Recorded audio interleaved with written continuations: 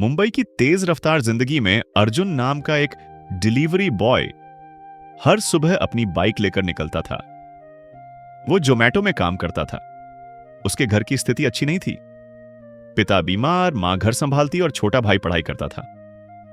अर्जुन का सपना था कि उसका भाई इंजीनियर बने ताकि उसके परिवार को संघर्ष न देखना पड़े। एक दिन जब तेज बारिश हो रही थी, अर्जुन को एक ऑर्डर मिला, एक वृद्ध महिला के लिए दवाइयों और खाने का।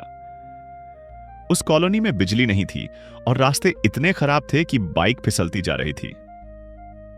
अर्जुन की इच्छा हुई कि ऑर्डर कैंसिल कर दे, लेकिन तभी उसे भगवत गीता का श्लोक याद आया, कर्मण्येवाधिकारस्ते मां फलेषु कदाचन। तुम्हारा अधिकार केवल कर्म करने में है, फल पर नहीं।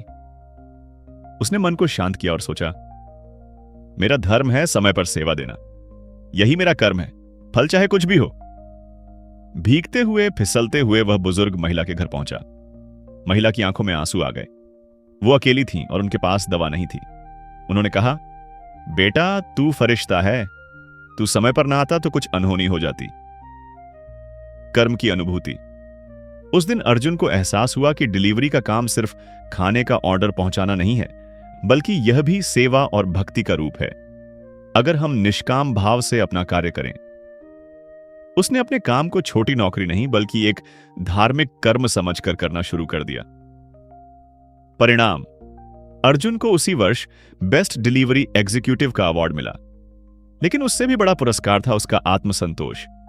उसका भाई कॉलेज में दाखिल हुआ और अर्जुन ने बताया, गीता ने मुझे सिखाया कि काम कोई भी हो, अगर उसे ईमानदारी और समर्पण से किया जाए तो वह पूजा बन जाता है। निष्कर्ष, अर्जुन कोई योद्धा नहीं था, लेकिन उसका कर्म उसका धर्म बन गया। गीता के कर्मयोग का आधुनिक रूप यही है, जब एक डिलीवरी बॉय भी अर्जुन बन जाए। सेवा, समय पर करना और बिना फल की चिंता किए कार्य करना, यही सच्चा कर्म है।